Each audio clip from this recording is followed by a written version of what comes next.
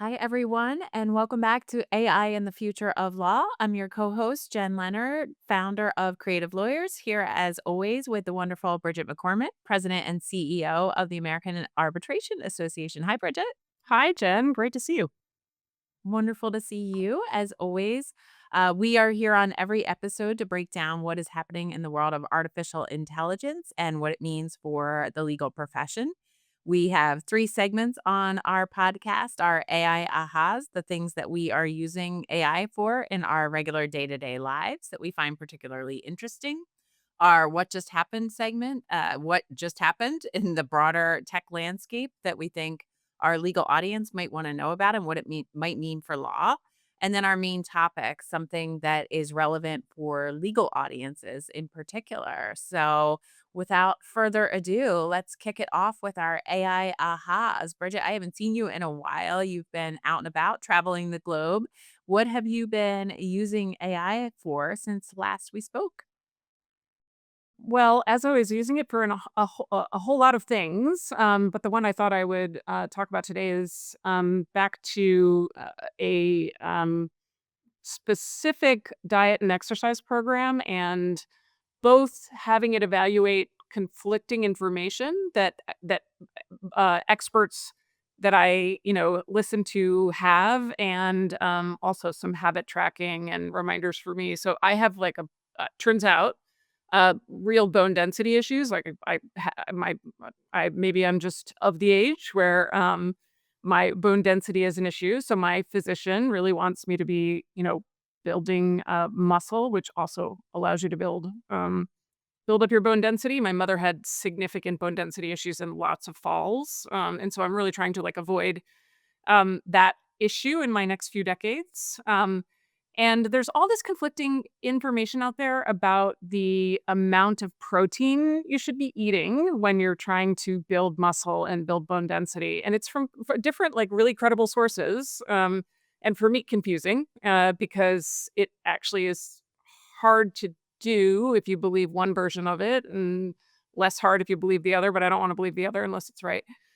Then figuring out, the best kind of weightlifting and other exercises to do specifically when bone density is your focus. So, like, my focus is not really losing weight. It's not really, I'm not trying to win any race or anything. Like, I literally wanna figure out what's the fitness program and the diet, not diet meaning eat less, but diet to address what could be a significant health issue for me in the next couple of decades. And it's been kind of fun because, like every other chat stream, we're having a lot of back and forth. My chat friend and and I will, as always, like upload articles that I find that make it a little bit more difficult for me to like think through how it works, and also I don't know if you've done this yet, but I've been uploading videos that I don't have time to watch, and I just want it to that are on topic, YouTube videos that are, like, on topic, and I really don't have time to watch or listen, but I want the learnings to go into our this ongoing conversation that we're having. And I'm about, I think, like, I don't know, 6 or 7 weeks into trying to, follow the plan, and I feel significantly stronger. Obviously, I haven't had, like, a new bone density test, but, I can't wait to see what the results are when I do. So and it's been a way not to bore my friends and family with the deep dive that I'm taking on this, particular health journey, again, has not disappointed me. So it's been kind of a good one. So when you use the YouTube videos, do you just copy and paste the URL and put them in and ask it to watch the YouTube videos? I do that, or I just if I have the YouTube video on my phone or on my iPad, I just use the upload directly from the video into ChatGPT. So Okay. I'm gonna have to try this because I feel like it's an emerging capability since the last time I tried to do it. Because I did try to do it a while ago and it wouldn't do it yet. I think it must be, although I don't remember when I last tried, but I've been doing it recently and been, like, really delighted because it's a shortcut for obviously, if there's some video or audio that I need to listen to the whole thing, I'm gonna listen to the whole thing, but these are I probably don't need to listen to, like, a 90-minute conversation about this particular topic. I just wanna know what the takeaways are and integrate them into my, my conversation. So Are you lifting like heavy weights? I know that we talked about heavy versus medium versus light. I am lifting heavy weights. That does seem to There does seem to be consensus on that. I mean, heavy for me, but yeah, there does seem to be consensus that that's part of the formula for at least improving your bone density. So yeah, I used to not think I used to not want to do that exactly. I think because it's not that fun, but I've come around to feeling like I have to do it. And finding ways to get enough protein is really complicated because um, it's just I don't wanna basically just eat all day. So, yeah. How about you? What's your latest AI aha? So mine is more of an AI uh-oh this time around. You know that I'm constantly trying to figure out ways to use AI. And so I had these notes that I had taken by hand and they were on like 6 pieces of paper and I needed to put them into a summary. So I took pictures of them with my phone and I uploaded them to ChatGPT and I said, "Can you put these into this report that I'm writing, this summary?"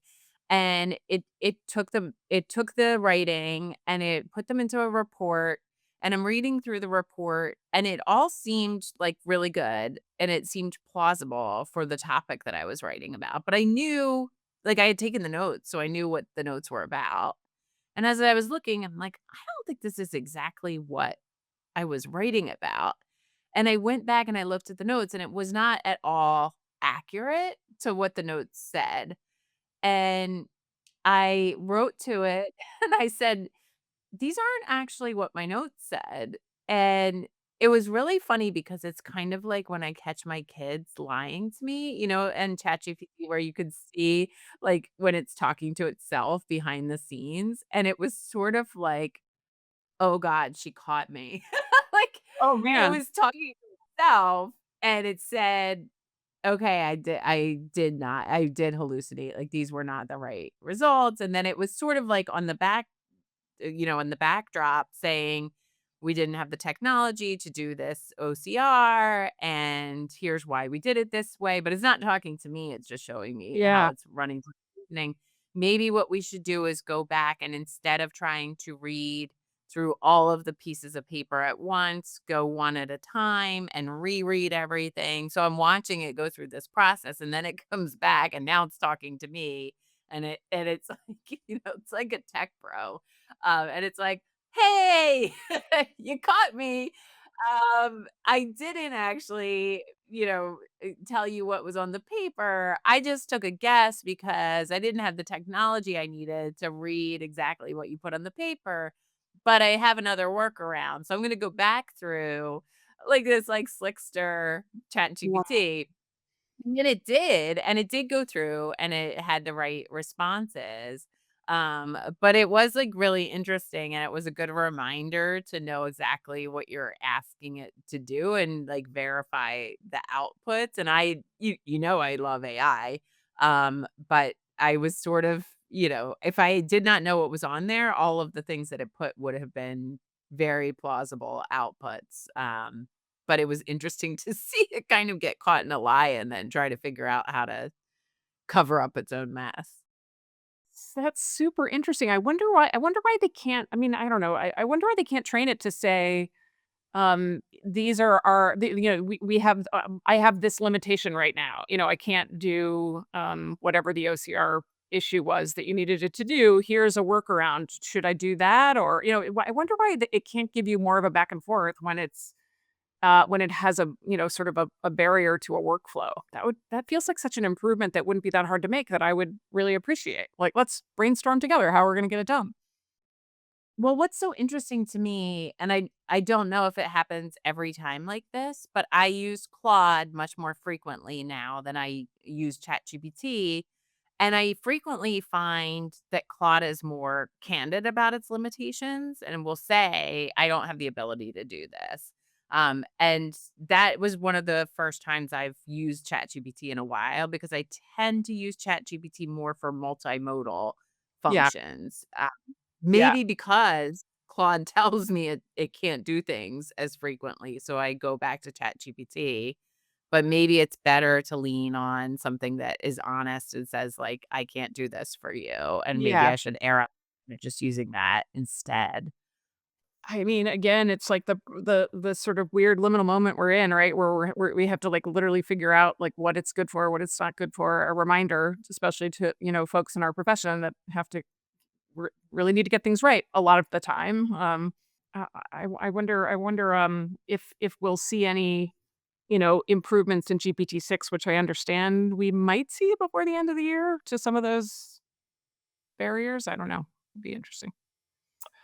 Well, why don't we move on to our what just happened segment? As always, there's like far more things that have happened since you and I had a chance to talk like this than we have time to talk about here. But we're going to focus on one in particular, a recent study from Wharton. So tell me what the study's about and what did we learn? Sure. So, every year for the last 3 years, really since ChatGPT hit the scene, Wharton and the GBK Collective have put out an adoption report to tell us broadly what's been happening in large enterprises in the U.S. So, essentially, they survey 800 U.S. senior decision makers across various functions and senior levels in enterprises that have over 1,000 employees and over $50 million in revenue. So this year, the study was conducted between June and July in 2025. And the big takeaway is Gen AI has now moved from an experimental phase to what Wharton is calling accountable acceleration. So we have moved from an era of experimentation and exploration to really AI is now a mainstream across enterprises, large enterprises in the US. And 82% of these executives now report using it weekly. And by comparison, when they first started doing this study, only 37% of executives in 2023 were using it weekly, which is a huge leap. That's over double by my calculations, although you are the high school calculus star, Bridget. So you could tell me if that's accurate math. But what are people actually using AI for? The top three use cases were data analysis, document summarization, and document editing and writing. The money that organizations are actually spending on AI, about a third of the investment that these large organizations are spending their money on goes to new tech. One of the interesting takeaways from the study is that about a third of their investment is going to internal R&D. So companies are realizing that they really want to be building their own in-house custom solutions. And then about a third of the remaining investment is going to training and their existing systems in-house. One of the interesting takeaways is that these enterprises are reporting that there is major return on investment happening. 74% of survey respondents reported that they are seeing positive returns already, and 82% report that they expect payoff within 2 to 3 years. And if people listen to our podcast regularly, or they follow the AI space regularly, or they just exist in the world and see headlines, they'll recall that this summer there was a lot of buzz about an MIT study that said 95%, I think was that the Yeah. number, Hmm. uh, pilot projects are failing and there's zero ROI on these pilot projects. So this study really counters that, saying that most organizations are actually seeing ROI and that most organizations are actually formally measuring ROI. 72% have formal metrics to measure ROI, which the Wharton report says shows that AI adoption has reached a stage of maturity in US enterprise organizations and global enterprises. It sounded like there's some difference across, different industries, like, not surprisingly, tech and other digital kind of industries are seeing significantly more positive ROI than some of the, industries that rely on more physical, work, like retail. which isn't surprising, but that kind of segregation of the industry data, I don't think we saw in the MIT report. So this study feels a little bit more robust than the MIT study, which isn't to say that there's not conflicting information out there. I'm sure there is, but this one feels pretty robust. Anyway, sorry to interrupt. It also had some information about the ways in which people are learning to make the most of it and also still struggling. Right? There was some information about that. Yeah, there's also a divide in how people in the organization are perceiving their own organization's progress, with senior leaders being very optimistic at their organization's progress. 56% of senior leaders say their organization is making very quick progress, with middle managers, only 28% are seeing significant progress on the ground. And I think that probably is a reflection of the fact that managers are responsible for training people who are actually doing the really hard work of integrating this into the real systems on the ground, where it's very difficult to figure out how to integrate AI into systems that existed in a pre-AI world. They're dealing with training people day to day who have had jobs that have not required AI integration. They're dealing with all the human friction, which the study exposed as the really difficult part, the next phase of AI acceleration. So that's kind of not surprising. um, there's also a paradox that the study exposes, that 89% of survey respondents say that Gen AI enhances skill development, but 43% worry about skills declining because of the ability of AI to actually do a lot of the work that used to add to people's ability to build skills. Interestingly, the survey also exposed a declining confidence in training alone being sufficient to advance the workforces that are in-house in enterprises, and an increasing reliance on hiring for people who have skills and bringing them in-house to augment the workforces that are in place, where I think a lot of the conversation in 2024 was about upskilling the workforce that you have. And the last thing that I'll say, and then would love to hear your thoughts on the takeaways from the study, is the emergence of the chief AI role, increasingly as part of the C-suite, sort of showing that AI is not going anywhere, and the focus of somebody whose exclusive role, or in addition to their other duties, will be structuring and continuing and sustaining AI as part of the mandate of the organization going forward. Yeah, it's pretty interesting kind of, across the board to see what felt to me like more progress than I expected to see, at the enterprise level. I maybe because my most of my interactions are with law firms or legal departments at enterprises, and you've heard me say many times before that in-house teams do seem to be further along than some of their outside counsel, some law firms, in terms of how they're finding value in the technology across their workflows. And like, some of that makes a lot of sense. They are cost centers at their enterprises, so they're always being asked to find ways to shave costs. And now we have a technology that kind of allows you to do that. Um, but I still was kind of surprised by the by how quickly it seems that we're seeing positive results across large enterprises. It also made the point, I think, somewhere in the study that originally, the sort of smaller startups and, like, nimbler teams were moving faster than large enterprises, and that gap seems to have closed. That also surprised me because I always think of, that taking longer than it seems to have taken, according to this particular study. But it's interesting for lawyers who, have clients that are these enterprises, right? It's, important information, I think, for legal professionals to just be aware of, that if the world is or the world of your potential clients or your actual clients is moving quickly in this direction.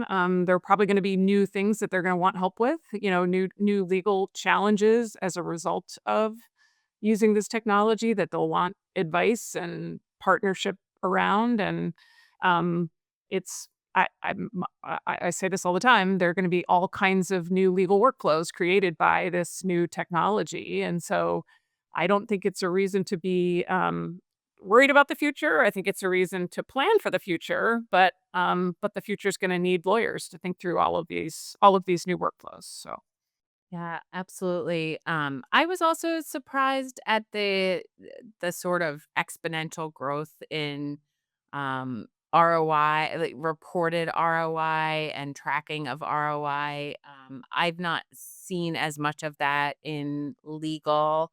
Um, and the optimism and the integration of AI that these organizations report.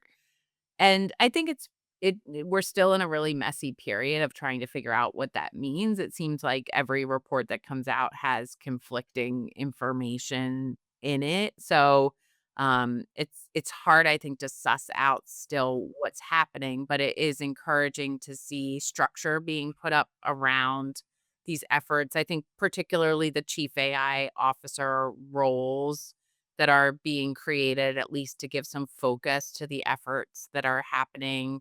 I would imagine, sharing best practices and figuring out what's working well through those roles can help organizations really navigate what's happening. One thing, and I can't remember whether it was this study or one of the other ones that we've looked at that stood out to me was that organizations that explicitly frame innovation as a goal of AI integration are making more advancements than organizations that are only focused on efficiency and productivity gains. And when we do presentations and ask, like you and I frequently will open with what's your greatest hope or fear about AI, almost always one of the biggest hopes is exclusively efficiency gains. And I rarely hear, and we present to mostly legal audiences, I rarely hear like transformative innovation in the way that we do things. Um, and so you are a leader who has a team that has worked around thinking about it differently. So I wonder what your takeaways were from that. Yeah, I mean, in some ways, like, it's the oldest story of, every big tech integration, right? At first you see there are just the hobbyists, like there's like the weird guy over in the corner who's using the technology, and you're like, okay, whatever. And then there's, the folks who figure out how it can bring us efficiencies, and that gets almost everybody on board because everybody likes efficiency. Who doesn't like efficiency? But I've been saying it this way recently in presentations that you kind of need that step to be able to see what the transformative use cases are, because once you have those efficiencies, then all of a sudden you have more time to be thinking about what else can we now do. I don't. You've probably heard me say this because I'm sure I've done it with you in many of our presentations together. But the when the movie camera was first invented, all it was used for, all anybody used it for was to record plays. And that's great because more people got to see the plays and the people who couldn't make it to the theater. And that's like really cool. But then they were like, "Oh, wait a minute, we can cut scenes and add effects." And like the new art form um wasn't obvious for some time. All people saw that it could do was just bring efficiencies to the old art form. So I think the new art form always comes a little bit later, and I think generative AI is exactly the same. Like I mean, we're going to see it across not only art forms but industries and entire ways of working. But I do think we're still in this period of finding efficiencies to give us room for seeing what could come next, right? Yeah, and your analogy of the camera and filming plays has made me think of lawyers refining their emails that someday we'll think of, we had this transformative technology and that's how we started using it. But I do think that we're crossing a Rubicon now where it's like it will be hard to remember what it was like to sit with a blank email and Yeah. write it from scratch, and that is the beginning of something more transformative. Okay, so our main topic, Bridget, is a a job paper that was online that Ethan Malik, one of our favorites, posted to his LinkedIn page, and it's called "Making Talk Cheap: LLMs and the Devaluation of Written Work." It's written by two professors, Anais Galden from Dartmouth College's Tuck School of Business and Jesse Silbert from Princeton University, and would love it if you'd be willing to describe what Anais and Jesse, or Galden and Silbert were describing in this paper that they wrote and why it's relevant to Yeah. our listeners. Yeah, I think this is a really, really interesting paper, and even though it's not aimed at lawyers or for lawyers, I think you and I both, right away said like, "Wow, this is pretty significant and worth putting in our main section of our podcast." And I just want to, before I get into the paper, shout out to Ethan Malik for like pulling all of the pretty interesting research to others, just as like if anybody's wants to go off and like look at two others, I'm sure you saw these as well. The one he posted about, an economist who has a job talk paper that is showing how LLMs help, like, first-gen students with all of the sort of unwritten rules of success in education and also in sort of, um, helping get your first job, um, how they close a gap that previously was not closable by, all the things like internships and relationships with, professors and clubs and why clubs matter and all these things that LLMs can actually make a difference for folks who just don't know anything about those kind of unwritten rules of success. I thought that paper was fascinating, like really, really interesting. And the other one that I really paused on was it was a post about how unprepared we are in academia to evaluate new science and new research if in fact see that one? Yeah, and he's not wrong, right? Like our methodology for evaluating and confirming like new science and new research is slow and methodical and it moves at the pace of humans. And if we start seeing new scientific breakthroughs by large language models in 2026, which is what we're told by some of the lab leaders now, we'll see at least minor breakthroughs and then probably more significant ones in 2027 and certainly by 2028.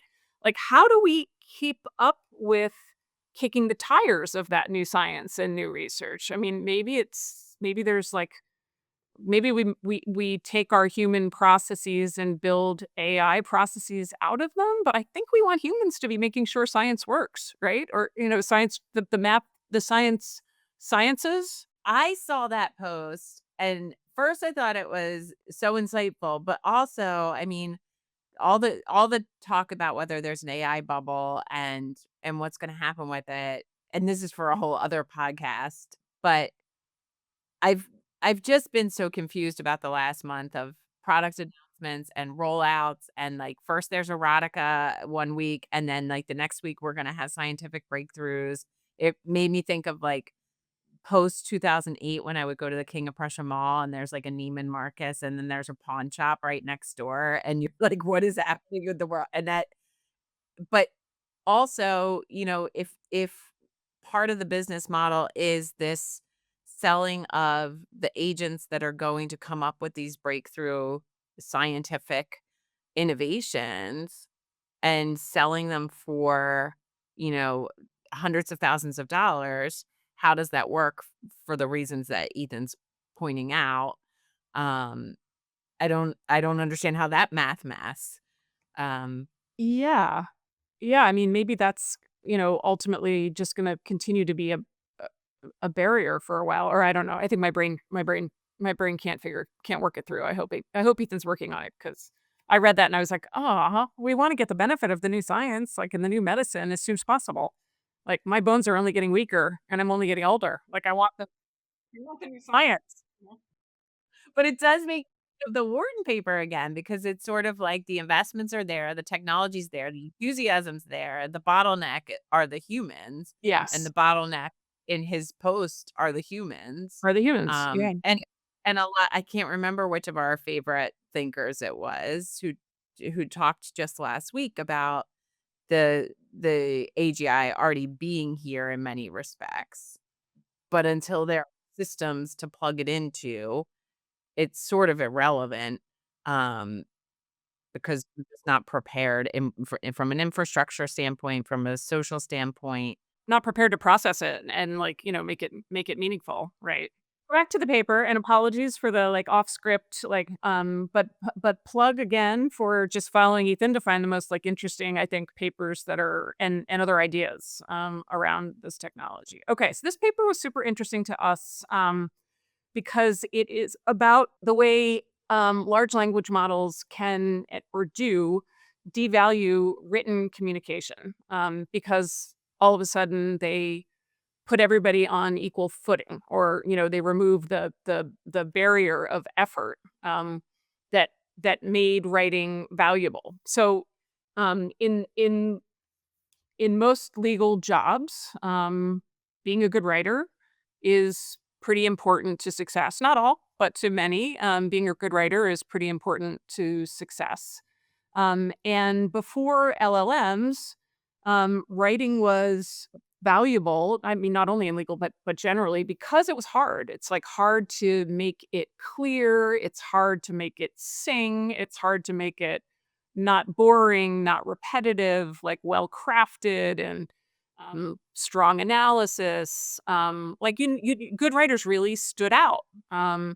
We spent a lot of time teaching law students how to write legal memos and legal briefs and how to write them well. Law firms spend a lot of time, like in litigation practices, spend a lot of time working with their junior associates on getting their writing improving their writing and turning them into excellent writers. And now all of a sudden after this technology, anybody can produce very polished writing. And so that cost barrier has collapsed and written work becomes really, really cheap. And that means it's harder to assess quality of a candidate um, or an argument even, if everybody can kind of produce basically the same quality of writing.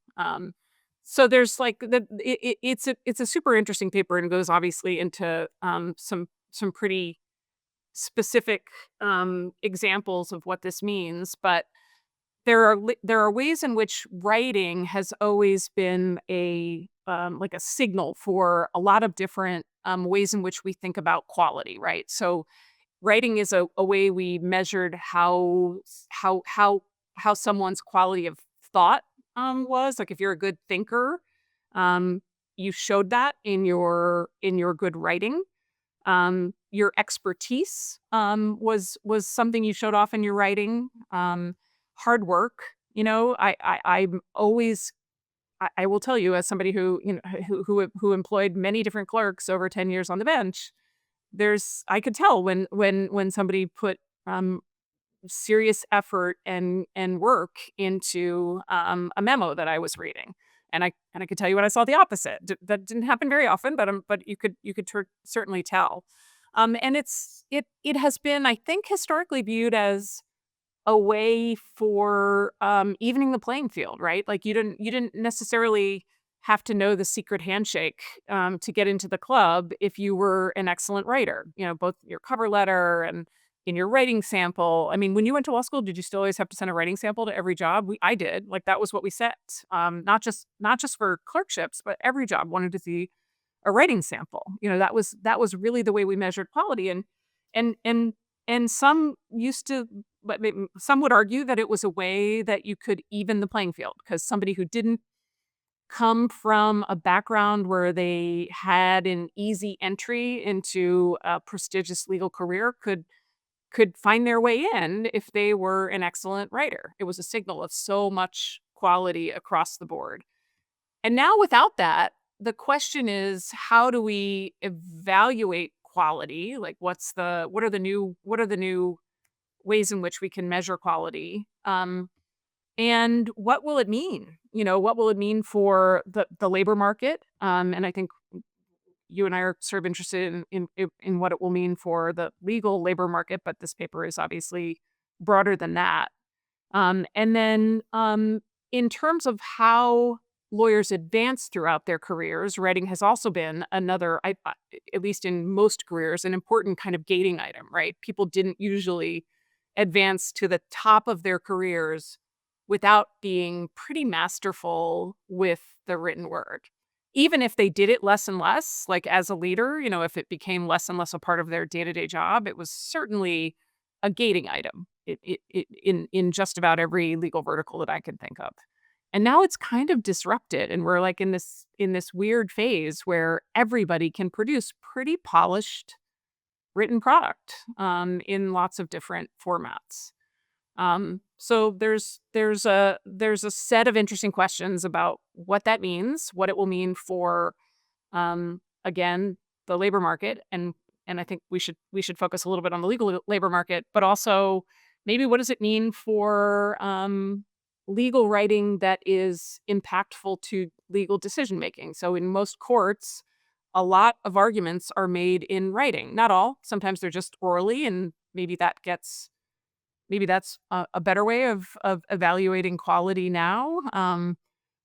But briefs in appellate courts, in motions in trial courts, are kind of the main currency for, winning or losing in a dispute. And so that changes maybe as well. And there's maybe some good news there that I could imagine. But also it'll be it'll be interesting to see how it all plays out. So, what are your thoughts on what it means for junior attorneys in particular, and how are you thinking about it? Yeah, I mean, everything you just said made me think about all new things that I wasn't thinking about before before we started, which is, I guess I hadn't even really reflected on, and that's the whole point of the paper, is what was I signaling, what are law students signaling when they apply for a job through their writing sample.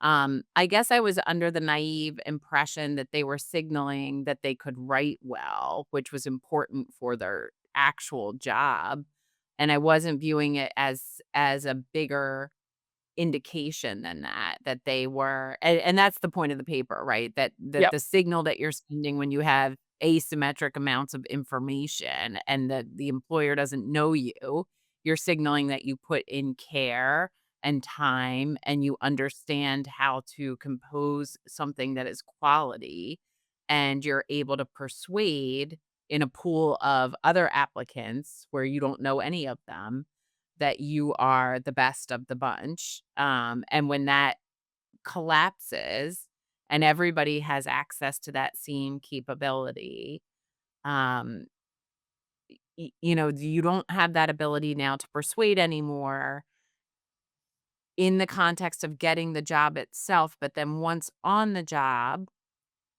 do those skills even matter as much anymore either? Um, so there's sort of like 2 separate questions, I guess. One is the signaling in the candidacy itself and the effort that you put into it. The other is like, are you even demonstrating skills that are increasingly relevant to the position that you're applying for? In the study that they were running, they were applying for coding jobs where it wasn't really that relevant to be a good writer, but in our field, it is in the actual role. So once you get into the job, and like you said, there's so much effort put into teaching you how to be a strong writer as a junior associate, and at that level, it's particularly important, or as a law clerk. Um, what happens to those jobs where through effective prompting in particular and working alongside an AI, you can produce quality outputs? And actually, part of the paper talked about how the candidates who actually continued to rely on their raw talent ended up worse off Yeah. than the candidates who used the AI increasingly. So, do you start seeing that dynamic emerge? And the thing that I worry about, I haven't answered any of the questions that we just surfaced, but the thing that I worry about that you started to touch upon is that do we end up further away from a meritocratic system where we just start to increasingly fall back upon the proxies of quality related to the brand of the school that you graduated from, the networks that you have, the recommendations of people where there's social proof already because you no longer have that kind of signaling ability to help you rely upon your own skills. Yeah, I mean, I probably, like, am showing my, my own personal, interest in the topic by focusing so much on that, but I didn't have anyone in my family who was a lawyer when I went to law school. You didn't either, is that right, Jen? You're like you don't have any lawyers, yeah. And I found, like, for the first semester of my first year super confusing. I was like, "I don't even what is Rule 11? Rule 11 what?" Like, I mean, I was literally I just had no access to I felt like a secret set of, like, rules that, that I just didn't even know where to, like, sort of figure out where they were, but I did feel like I was a good writer, right? Like, I felt like I, could and I knew how to, like, at least I could read and I could write, so I was gonna be able to, like, continue to compete.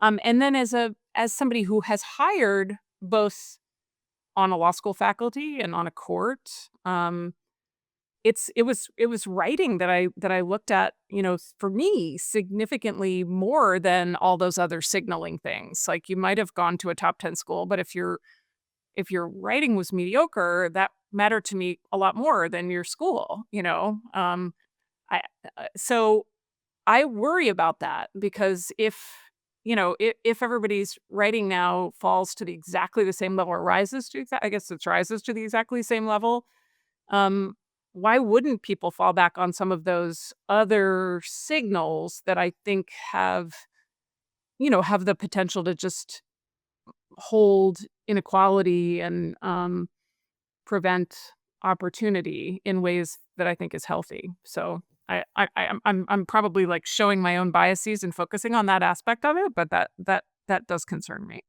Well, maybe what ends up happening in some places is I remember about 10 years ago, there were a couple of firms that experimented with in-person um, in-person interviews where they would have their incoming candidates come in and sit for a couple of hours and write in a room uh, response to their own prompts so that they could assess the candidates, and the candidates hated it. So the firms ended up dropping it um, for that reason because they were alienating the candidates. But maybe that actually becomes a preferred practice because the firms are demonstrating that they care more about allowing candidates to show their skills than the proxies of prestige of the school that you go to or other signifiers that really don't allow you to demonstrate your skills. But I mean, that assumes that that skill will matter. Like, does like writing? I mean, what if writing on the blank page isn't really that valuable once we can write a whole lot more and a whole lot better using our, super amazing language calculator that we all now have on our computers. So I don't know. I mean, there are other things besides writing that matter in terms of, like, being a successful legal professional. There are, like, interpersonal skills and e- uh, creativity, right? And ability to, collaborate and find new solutions. And it might just be that we just have to completely think about how we hire totally differently. I mean, I don't know. Do you think there's an intrinsic value in writing on the blank page? Me? Yes. I'm probably the wrong person to ask because I do not have your strength as a writer. I am an externalizer. I did not thrive in legal writing. But so I do. I think there's value in all kinds of communication, but I think in the law, writing tends to get most of the spotlight. Um, and most lawyers, I think elevate writing above all. And I think there are other ways to communicate that go beyond oral argument as well. So I think there are ways to sort of, and I think the paper might touch on this or some of the commentary around the paper that in a world where writing has become super cheap, that meeting in person, being able to build relationships, being able to navigate interpersonal dynamics become the coin of the realm. And those are things that we need to start assessing for because they're the differentiators. And that changes a lot of the culture in legal, I think. It really does. And, that's super complicated because it's really hard to for those assessments not to be very subjective, right? And not to fall back on, um, again, proxies, whether explicit or just very implicit. Like, we don't even understand all the ways in which our brain makes proxy decisions. And, that I don't know, that worries me a little bit. But Yeah. yeah. What do you think about academia? Yeah, I mean, I do think I don't really understand how academia continues to value, um, scholarship, to the same degree that it at least in legal academia has historically, because again, I don't think large language models can produce a paper ready to be published that really, does add value to a particular, um, ongoing, debate. But they certainly make it they reduce the time from start to publication significantly, right? And so whatever the current, number of papers required or books required to get to get to tenure is, today, it it doesn't seem to me like that'll make sense in, tomorrow or 5 years from now or 10 years from now. I wonder if this is an area where, I mean, this is an area where, law firms and other legal organizations that are, just thinking about building their pipeline for the future, and not only the new people that they hire, but how they then support and, evaluate people along the way. It definitely could be a way where you could differentiate yourself, in the market, right? If you're already starting to think about, the change that this brings and how you're going to meet that change, or meet the sort of new world that we live in, and make sure you're still attracting, recruiting, and supporting the diverse, I mean, small d diverse, like, all the different kinds of people that will make your business successful, or your organization successful, or your court successful, 10 years from now and 20 years from now and 30 years from now. Like, I hope we don't, like, give up on trying to figure out, how to evaluate, talent from every corner of the market. I hope we don't either.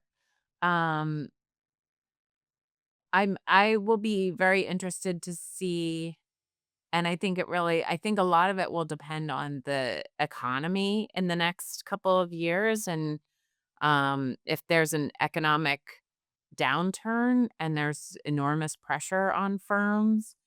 Right now, I think that they are finding their footing and figuring out what all of this means. And I just saw the reports this week about Q3 earnings for firms are up. And so and so they are, trying to figure it out in a time of relative health, even though there's uncertainty. But if that changes, I do get nervous that a lot of the intentionality that you would hope that we can bring to this will fall by the wayside, and that's what worries me. Well, opportunities for legal organizations to, focus on new ways of recruiting, supporting, and, building their futures. I like to see everything as an opportunity more than a challenge, so there's my optimism at the end. Same. Well, great conversation. Lots to dig into. I don't know that we solved anything, but we really surfaced a lot of opportunities. I think we don't we're not here to solve. We're here to have conversations that others can then take and solve. So I hope we inspire others to think about cool solutions to some of these new challenges. Same. Well, thank you so much, Bridget, as always, for spending your very valuable time with me and digging into these really cool and interesting issues. Great, great conversation as always. Great to see you. Great to see you too. And thanks to everybody out there for spending your time with us. And we look forward to the next episode of AI and the Future of Law. Until then, be well.